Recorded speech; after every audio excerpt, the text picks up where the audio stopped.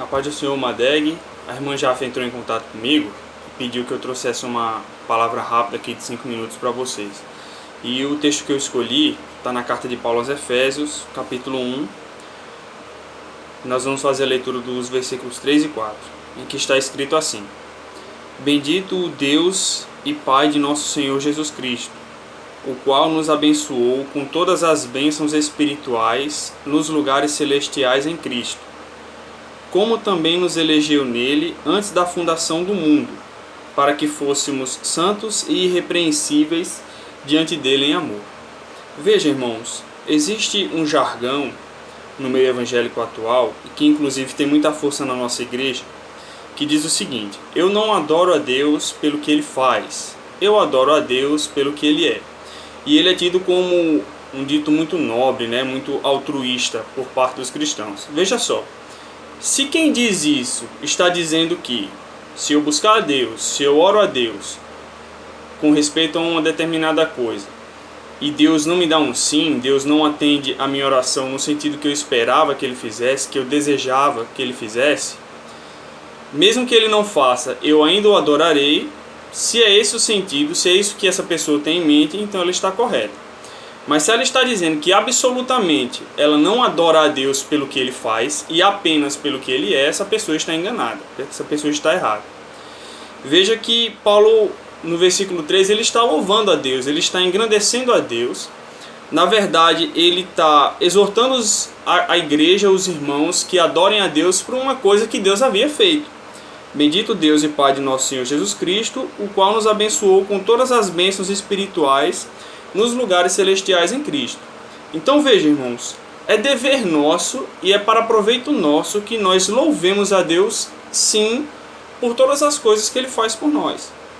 Primeiro, que nós nem poderíamos contemplar a Deus, como nós costumamos dizer, na beleza de sua santidade. Nós nem poderíamos adorar a Deus por quem ele é, se ele não tivesse feito por nós o que ele fez. Não haveria capacidade em nós de contemplar a santidade de Deus e amar essa santidade, desejar essa santidade, se ele não houvesse nos santificado antes, se ele não tivesse mudado a nossa condição de pecadores, de inimigos de sua própria santidade. E em segundo lugar, nós devemos adorar a Deus, sim, sempre, pelas coisas que ele faz por nós, porque é necessário que a gente pregue a nós mesmos, que nós preguemos a nós mesmos. É necessário que a gente faça isso para nos lembrarmos de tudo que Deus fez por nós. Tem uma frase muito famosa de um pregador chamado Charles Spurgeon, em que ele diz que nós costumamos gravar as nossas bênçãos na areia e as nossas dores em rocha, no sentido de que nós lembramos muito facilmente das nossas dores, das nossas aflições, e rapidamente nós esquecemos das bênçãos que Deus nos dá. E a consequência disso é uma ansiedade profunda, a consequência disso é falta de esperança em meio às tribulações, em meio às provações. E é necessário que a gente se volte para Deus, adorando e louvando a Ele com relação ao que Ele fez por nós. Isso é necessário, tá? Nós adoramos a Deus por quem Ele é, e nós adoramos a Deus também pelas coisas que Ele faz por nós. Como está aqui, irmãos, tá bom? Não é uma conclusão apenas minha. Está escrito que os santos de Deus sempre o louvaram por seus feitos, por seu favor com relação a eles.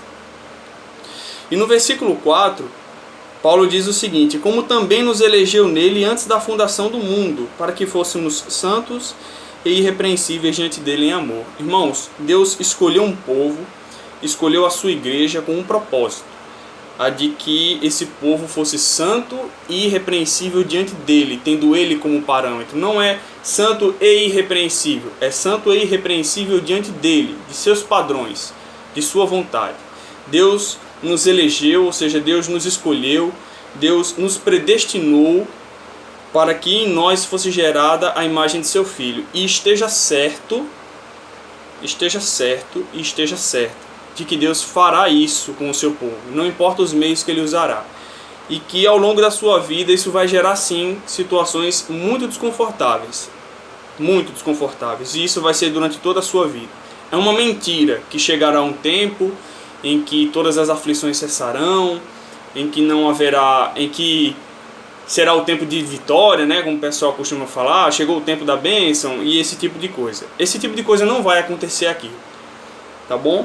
Porque as aflições são sim uma ferramenta de Deus para gerar em nós a imagem de seu Filho. E o fim é este. Deus nos predestinou para que fôssemos felizes? Sim. Deus nos predestinou para que fôssemos felizes quando nós fôssemos santos e irrepreensíveis. Que nós fôssemos felizes quando soubéssemos que Ele está gerando em nós a imagem de seu Filho. Amém?